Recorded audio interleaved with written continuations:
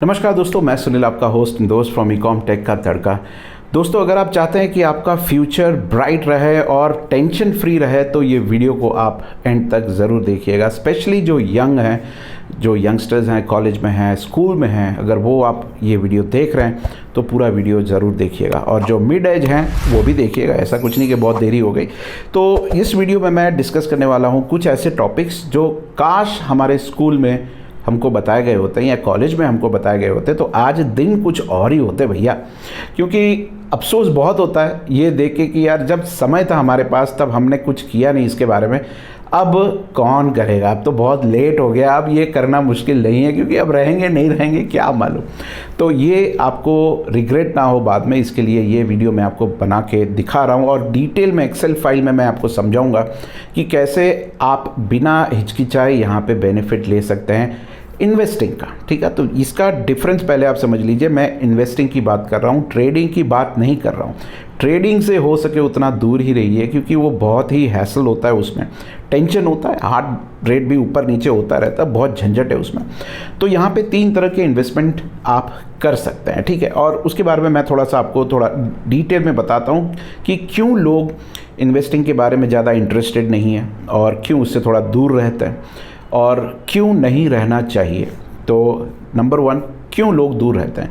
क्योंकि अगर आप देखेंगे आसपास, आपके आसपास जितने भी लोग हैं वो ज़्यादातर डरे हुए रहते हैं क्योंकि या तो उनको लॉस हुआ है कहीं पे, ठीक है, या तो जहाँ पर भी वो बात करते हैं ज़्यादातर नेगेटिव बातें आती है कि स्टॉक मार्केट में गिर जाता है, पैसा डूब जाता है। ठीक है, और कुछ लोग ऐसे भी होते हैं जो उन्होंने एक्सपीरियंस किया हुआ है और मैंने भी किया, ऐसा नहीं है, लेकिन ट्रेडिंग में, इन्वेस्टिंग में नहीं ऐसा कुछ हुआ। इन्वेस्टिंग में तो लॉन्ग टर्म करते हैं तो उसमें ज़्यादा कुछ दिक्कत नहीं आती है, लेकिन ट्रेडिंग में ज़रूर दिक्कत आती है, तो इसलिए मैं उसको अवॉइड ही करने की बात कर रहा हूँ यहाँ पे।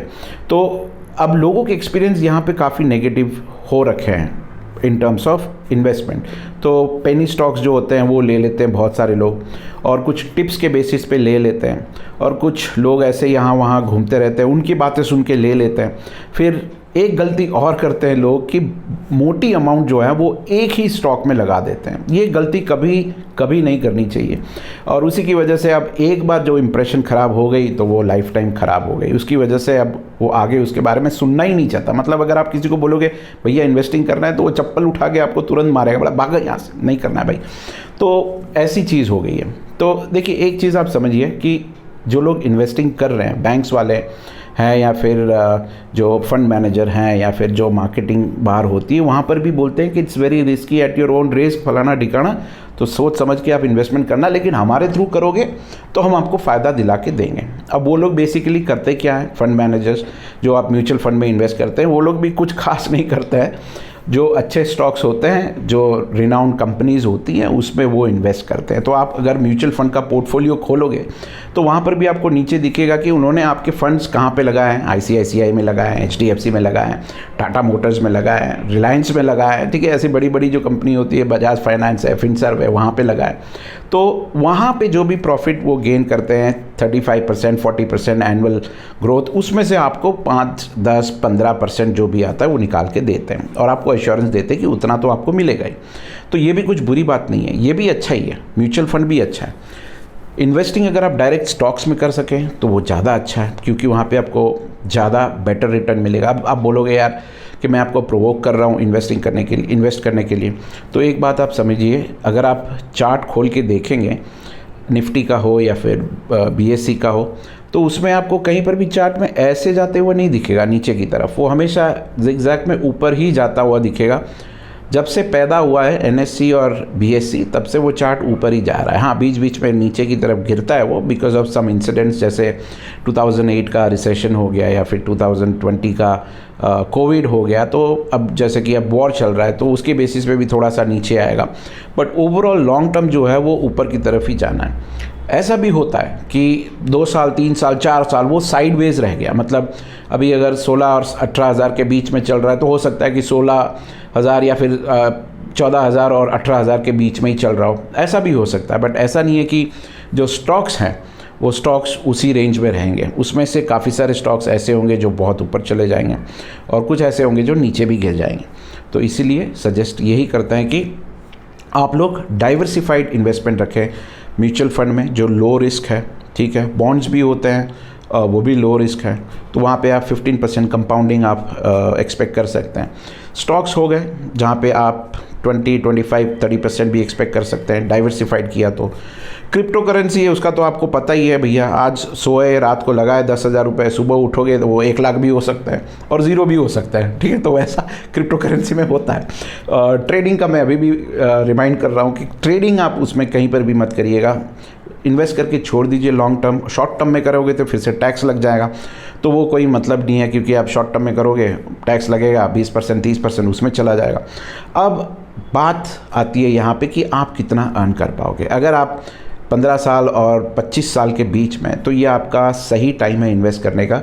तो अभी मैं आपको स्क्रीन पे ले चलता हूँ और वहाँ पे आपको दिखाता हूँ कि आप अभी इस टाइम पे अगर 1,000 रुपये से भी स्टार्ट करते हैं तो 10 साल 15 साल के बाद आपके पास कितने पैसे हो सकते हैं। ये सारी चीज़ें अगर मुझे स्कूल में बताई गई होती तो कम से कम 500 रुपये तो हम करते ही।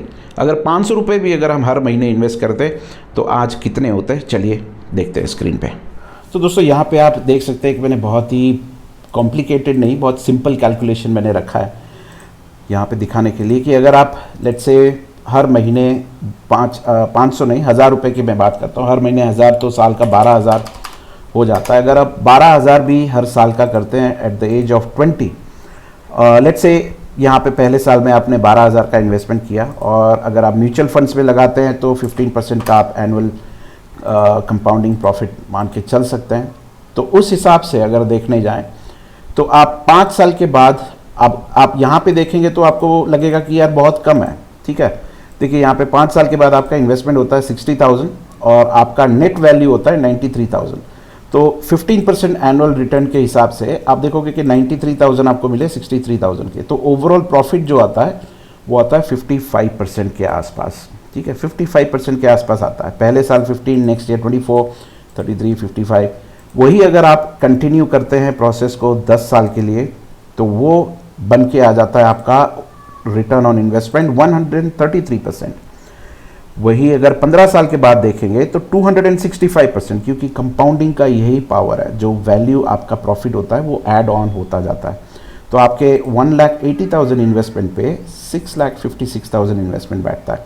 अगर 20 साल की बात करें तो 2,40,000 इन्वेस्टमेंट पे आ जाते हैं 1 करोड़ 41 लाख, नहीं रुकिए, यहाँ पे है 2,40,000 और 14 लाख, 14 लाख रुपए। तो यहाँ पे आपका रिटर्न ऑन इन्वेस्टमेंट है 489%। तो ये म्यूचुअल फंड का हो गया जो सेफ एंड सिक्योर्ड है। अगर आप स्टॉक में करते हैं तो आप एक्सपेक्ट कर सकते हैं कि 20 से 25, तो देखिए अभी जिस हिसाब से मार्केट लग रहा है 25% भी एक्सपेक्ट कर सकते हैं, बट मैं ज़्यादा लालची यहाँ पे नहीं होने की कोशिश करूँगा, तो 20% रखता हूँ।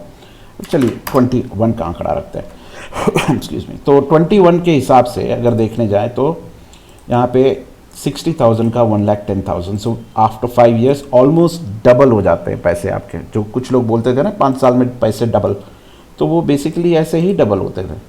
उसके बाद अगले 5 साल में वही अमाउंट आपको कंटिन्यू करनी है 12,000 की, और वो 1,20,000 के ऑलमोस्ट 4 लाख 230%। फिर 5 साल के बाद 532% और 20 साल के बाद वो 1,000% रिटर्न हो जाता है।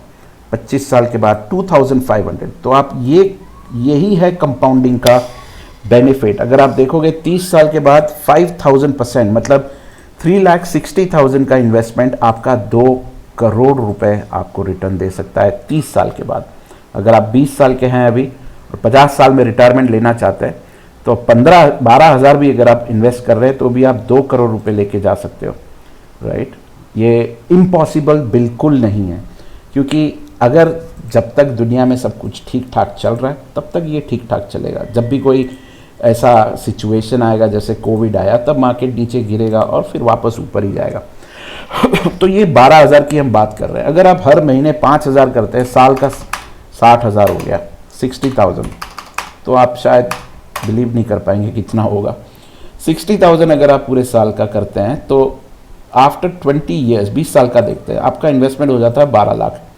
और 12 लाख के इन्वेस्टमेंट में आपका प्रॉफिट होता है 1,175% एट 21%।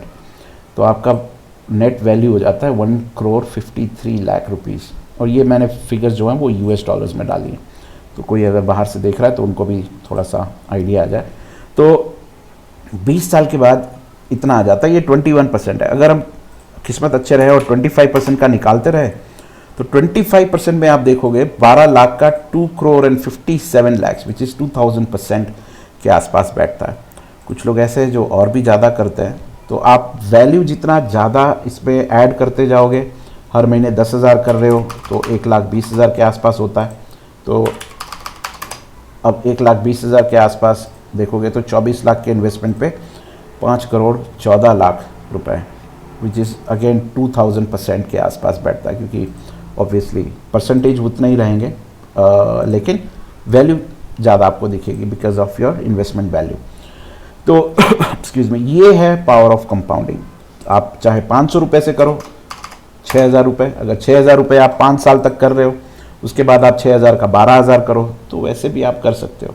अब करना कहाँ पे है, अगर आप स्टॉक में कर रहे हो तो ये कुछ इंडाइसिस है जहाँ पे आप फोकस डाल सकते हो। तो बैंक सेफ है, थोड़ा सा वॉलेटाइल रहता है, ऑटो सेफ है, financial services, FMCG, IT best है। इनफैक्ट आईटी में तो काफ़ी अच्छा रहता है, आईटी बेस्ट है, मेटल भी कुछ ऐसे हैं जो अच्छे हैं, फार्मा भी बेस्ट है। तो ये 3 सेक्टर जो है ये काफ़ी ज़्यादा अच्छा लगते हैं मुझको, क्योंकि मेटल की डेफिशिएंसी की वजह से उसकी प्राइस भी बढ़ती रहती है। ओके, और प्रोडक्ट्स जो भी होते हैं इंडस्ट्रीज़ उसमें मेटल यूज़ होता है तो उसकी डिमांड रहती है। फार्मा आपको पता है क्यों यूज़ होता है। आईटी सर्विसेज भी काफ़ी बूमिंग है, वो भी अच्छी चल रही है। एफएमसीजी भी अच्छा है। बैंकिंग और ये फाइनेंशियल सर्विसेज, ऑटो, इसमें थोड़े से कभी अप एंड डाउन होते रहता है। तो इसमें आप डाइवर्सिफाइड रख सकते हैं। एग्जांपल, आपको 10,000 रुपये लगाने हैं तो आप 2,000 रुपये यहाँ, 2,000 यहाँ, 2,000 यहाँ, 2,000 यहाँ, वैसे आप कर सकते हैं। पहली कोशिश आपकी यही रहेगी कि आप निफ्टी 50 में जो स्टॉक्स हैं वहाँ पे आप इन्वेस्ट करें जो अच्छे हैं वो, उसके बाद निफ्टी 100 में करें, उसके बाद निफ्टी 200 में से सिलेक्ट करें। तो पहला टारगेट निफ्टी 50 का आपको रखना पड़ेगा, 200, 100 एंड देन 200। निफ्टी 500 में भी आप जा सकते हैं। अगर आपका निफ्टी 200 का पोर्टफोलियो अगर पूरा कंप्लीट हो जाता है तो आप 500 में भी जा सकते हैं। So that's my point of view. और यहाँ पे मैंने डिटेल में ये वाला पोर्शन इसलिए ऐड किया क्योंकि लोग सिर्फ यही देखते हैं कि 6,000 में मुझे 7,000 रुपये हुए फर्स्ट ईयर में, अब 12,000 के 16,000 रुपये हुए, ठीक है, 18,000 के मेरे 28,000 रुपये हुए, कुछ मतलब ऐसे ये डिफरेंस अमाउंट जो है वो कंपेयर करते हैं। बट परसेंटेज वाइज जब उनको दिखता है कि हाँ परसेंटेज वाइज मेरे को 59% यहाँ पर रिटर्न मिल रहा है, यहाँ पे 80% मिल रहा है, तब ज़्यादा उनको रियलाइज़ होता है कि हाँ ये बेनिफिशियल है। और अगर आपके पैसे बैंक में पड़े हैं तो आपको 7% का एक्चुअल में नुकसान ही हो रहा है, 7% का, 5 to 7% मान के चलिए बिकॉज ऑफ इन्फ्लेशन, क्योंकि आपको इंटरेस्ट तो मिल रहा होगा 3% या 2%, कहीं कहीं तो मिल ही नहीं रहा है, और जो इन्फ्लेशन की वजह से आपको 5 से 7% का जो लॉस हो रहा है वो तो अलग। तो बैंक वाले तो आपका पैसा बैंक में पड़ा होगा तो वो लोग ऑब्वियसली उसको यूज़ ही करने वाला है कहीं पे। अगर आप खुद डायरेक्ट इन्वेस्ट करोगे तो फिर आपका यहाँ पे क्यूमुलेटिव जो है कंपाउंडिंग बेनिफिट आपको मिलता रहेगा। तो जितने पड़े हैं बैंक में वो सारे इन्वेस्ट तो ऑब्वियसली नहीं करने हैं, बट जो बताया कि आपका एक बजट होना चाहिए हर महीने का, उस हिसाब से आप यहाँ पे इन्वेस्ट कर सकते हो। तो ये मैंने चार्ट आपके अंडरस्टैंडिंग के लिए बनाया है। तो ये वीडियो मैंने दोस्तों इसलिए बनाया है डिटेल में एक्सप्लेन करने के लिए, क्योंकि मेरे कुछ दोस्त हैं वो लोग भी नहीं समझते। मैं उनको बोलता हूँ भाई अब थोड़ा इन्वेस्टमेंट कर ले फैमिली के लिए, तो वो लोग भी बोलते हैं कि यार रुक जा यार, अभी क्या जल्दी है, करेंगे आराम से, ठीक है। तो समझते नहीं है, मतलब सुनते ही नहीं है बात। मैं समझ सकता हूँ क्यों नहीं सुनते, क्योंकि उनको भी ऐसा ही होता होगा कि यार अभी टाइम है, अभी पैसे नहीं हैं, ये है वो है। बट जब आप प्रॉफिट देखते हैं तब आपको रियलाइज़ होता है कि हाँ पोटेंशियल इतना है। इसलिए ये वीडियो मैं आपके लिए बना रहा हूँ, क्योंकि आप बहुत इम्पल्स बाइंग करते हैं, यहाँ वहाँ पैसे उड़ाते हैं, और वो आप ना करें। और अगर आप कर रहे हैं तो एक हैबिट बना के रखिए कि अगर आप 1,000 रुपये की इम्पल्स बाइंग करते हैं, इम्पल्स बाइंग मतलब क्विकली देखा और ख़रीद लिया, और जिसकी ज़रूरत भी नहीं है उतनी, तो हो सके तो 10% और 20% ऑफ दैट वैल्यू आप कहीं पे इन्वेस्ट कर दो। तो अगर आप 50,000 रुपये वेस्ट कर रहे हो कहीं पे, तो हो सकता है कि अगर आप 2-3 हज़ार रुपये जो आपने बचाए हैं वहाँ से वो आप उसको इन्वेस्ट करोगे तो कुछ सालों के अंदर हो सकता है कि वो 50,000 भी आपको रिटर्न दे दे। तो ये कुछ हैबिट्स होती हैं जहाँ पे आप खर्चे करने के साथ साथ आप उसके ऊपर रिटर्न भी ले सकते हैं। तो यही बताना था आप लोगों को। अगर आप खर्चे कर रहे हैं फालतू इधर उधर, हो सके तो इन्वेस्ट करना शुरू करिए। ये वीडियो मैं इसलिए नहीं बना रहा हूँ कि मुझे कोई बेनिफिट हो, ये इसलिए बना रहा हूँ क्योंकि आप लोग अभी से इन्वेस्ट करोगे तो हो सकता है कि 10 साल बाद शायद मुझे याद करोगे ठीक है। और मैंने कोई ऐसी कोई लिंक भी नहीं दे रखी है नीचे डिस्क्रिप्शन से जहाँ से आपको साइन अप करना हो, मेरी बेनिफिट के लिए नहीं है, आपके बेनिफिट के लिए समझिए और फिर उसको आप इन्वेस्ट करिए, क्योंकि ओवरऑल चार्ट्स जो है वो ऊपर ही जाने वाले हैं। कोई कंपनी ऐसा नहीं सोचेगी या कोई कंपनी ऐसा नहीं करेगी कि एक्सपेक्ट करेगी कि उसके चार्ट्स या फिर ग्राफ्स वो नीचे जाए, वो हमेशा वो ऊपर ही जाता है। कुछ कुछ कंपनीज़ हैं वो डूब जाती है, स्पेशली जो स्टार्टअप्स हैं वो। तो स्टार्टअप कोई होता है तो उसमें थोड़ा सा सोच समझ के आप लोग इन्वेस्ट करिएगा। सो विद दैट सेड, आज का वीडियो कैसा लगा डेफिनेटली बताइएगा और कमेंट्स भी लिखिएगा, और सब्सक्राइब नहीं किया तो प्लीज़ सब्सक्राइब कीजिए, क्योंकि ऐसे वीडियोस बनाने में और ज़्यादा मज़ा आता है। So thank you for watching, take care, God bless you all, bye bye.